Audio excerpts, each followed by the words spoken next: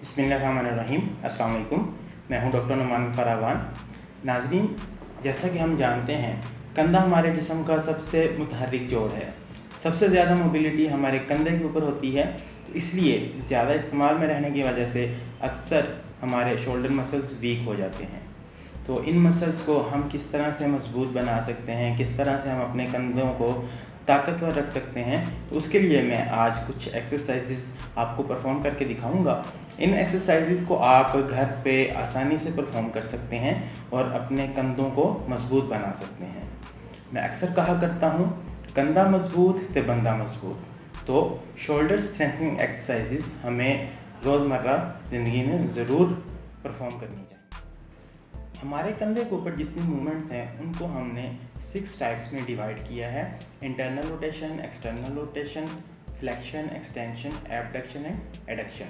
तो हम इन 6 मूवमेंट्स को one by one resistance apply करेंगे और रेजिस्टेंस के साथ हम ये आइसोमेट्रिक एक्सरसाइजेस परफॉर्म करेंगे। घर पे इन एक्सरसाइजेस को करने के लिए आप एक टॉवल का रोल बना सकते हैं और उस रोल को इस तरह से प्लेस कर लीजिए। इसके बाद आपने दूसरे हाथ के साथ रेजिस्टेंस देनी है अपनी कलाई के इस हिस्से में। पोजीशन आपकी यही होनी चाहिए।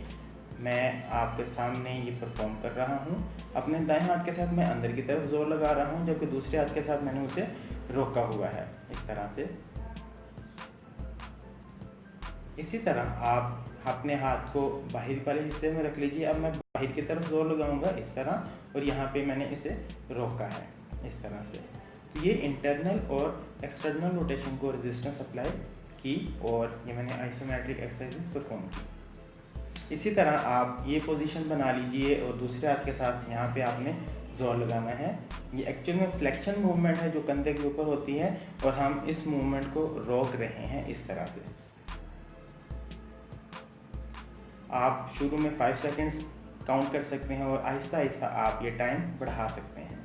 इसी तरह आपने अपना हाथ अपनी कोहनी पे निचले हिस्से में यूँ रख लेना है। मैंने ये यूँ रखा। अब मैं इसे पीछे को जोर लगा रहा हूँ, तो ये एक्सटेंशन को रेजिस्टेंस दी जा रही है। इसको आप अपनी चेयर के साथ परफॉर्म कर सकते हैं कि अगर आप चेयर पे पीछे की तरफ जोर लगाएंगे। इसके बाद हम एडक्शन और एबडक्शन की रेजिस्टेड मूवमेंट देखेंगे कि उनकी आइसोमेट्रिक्स हम किस तरह से परफॉर्म कर सकते हैं। तो उसके लिए एक्सटेंशन में हमने हाथ कोहनी के पिछले हिस्से में रखा था। एबडक्शन के लिए हम हाथ बाहर वाले हिस्से पे रखेंगे इस तरह से। अब मैंने ये वाली मूवमेंट परफॉर्म करनी है, कंधे को बाहर उठाना है, जबकि मैं दूसरे हाथ के साथ उसे रोक रहा हूँ। आप देख सकते हैं मैं जोर लगा रहा हूँ और दूसरे हाथ के साथ मैंने उसे रोका हुआ है।